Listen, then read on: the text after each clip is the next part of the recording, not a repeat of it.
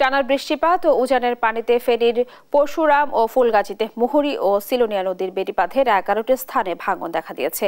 এই নিয়ে বিস্তারিত জানাতে সরাসরি যুক্ত হচ্ছেন সহকর্মী তোফায়েল আহমেদ নিলয়। নিলয়, আপনি আমাদের জানাবেন ভাঙনে কয়টি গ্রাম প্লাবিত হয়েছে এবং সেই সাথে স্থানীয়দের কেমন ভোগান্তি দেখতে পাচ্ছেন?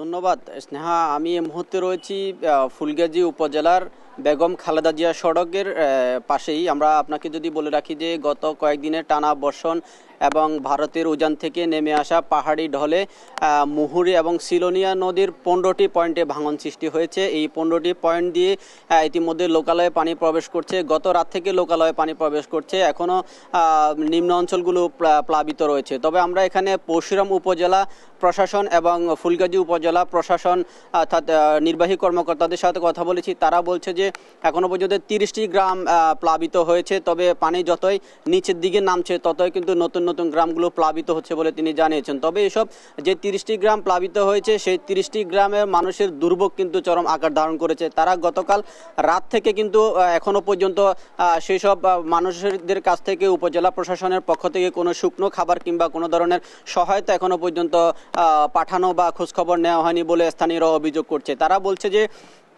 গতকাল রাত থেকে যে দুর্ভোগে তারা দিন পার করছে, অর্থাৎ নির্ঘুম তারা রাত পার করছে, কিন্তু না খাওয়া দাওয়া নিয়ে তারা দুশ্চিন্তায় কিন্তু পড়ছে। আমি এই মুহূর্তে রয়েছি, আমার পিছনে যে দৃশ্যটি দেখতে পাচ্ছেন এই দৃশ্যটি আসলে এই গতকাল রাতের পর থেকে কিন্তু এই বাড়িতে পানি উঠেছিল। তারা কিন্তু খুব জিনিসপত্র অর্থাৎ ঘরের যে জিনিসপত্রগুলো ছিল আসবাবপত্রগুলো নিয়ে তারা কিন্তু চরম বিপাকে পড়েছিল। এখনও পর্যন্ত ঘরের মধ্যে প্রায় 1.5 থেকে 2 ফুট পানি রয়েছে। তাদের উঠানে প্রায় কোমর সমান পানি রয়েছে।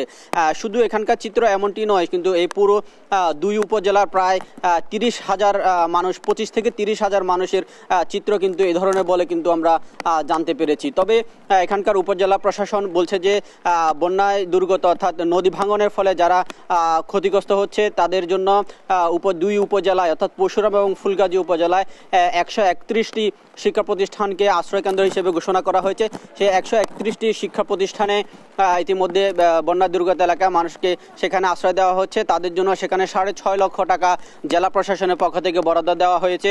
এছাড়া আমরা এখানকার পানি উন্নয়ন বোর্ডের নির্বাহী কর্মকর্তা আক্তার হোসেন মজুমদারের সাথে কথা বলেছি। তিনি বলছেন যে এই মুহুরী এবং কহুয়া নদীতে 15টি পয়েন্টে ভাঙন দেখা দিয়েছে। এই 15টি পয়েন্টের মধ্যে ফুলগাজীর মুহুরী নদীতে 5টি এবং সিলোনিয়া নদীতে পরশুরাম অংশে 10টি পয়েন্টে ভাঙন দেখা দিয়েছে। এই 15টি পয়েন্ট দিয়ে ইতিমধ্যে লোকালয়ে পানি প্রবেশ করছে। এই ভাঙনগুলো মেরামতের জন্য তারা জিও ব্যাগ সহ বিভিন্ন সরঞ্জামগুলো তারা রেখেছে।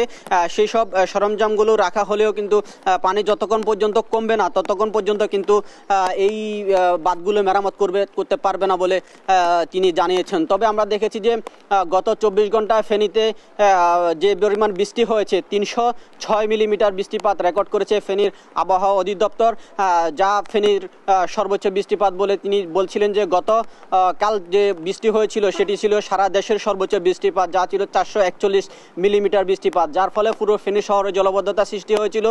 এখনো পর্যন্ত সকাল থেকে কিছু কিছু এলাকা থেকে পানি নামলেও শহর কিন্তু পাড়া মহল্লার গুলোতে এখনো পানি, সড়কগুলো এবং কি বাসাবাড়ির যে নিচতলা সেগুলো কিন্তু পানি নিচে নিমজ্জিত রয়েছে বলে আমরা খবর পেয়েছি। তবে সেখানকার মানুষের দুর্ভোগ এবং পৌরসভার অব্যবস্থাপনাকে কিন্তু পৌর শহরের মানুষ দায়ী করছে। তো এই ছিল আমার কাছে মুহুরী এবং সিলোনিয়া নদীর বন্যা নিয়ন্ত্রণ বাঁধ ভাঙার সর্বশেষ তথ্য।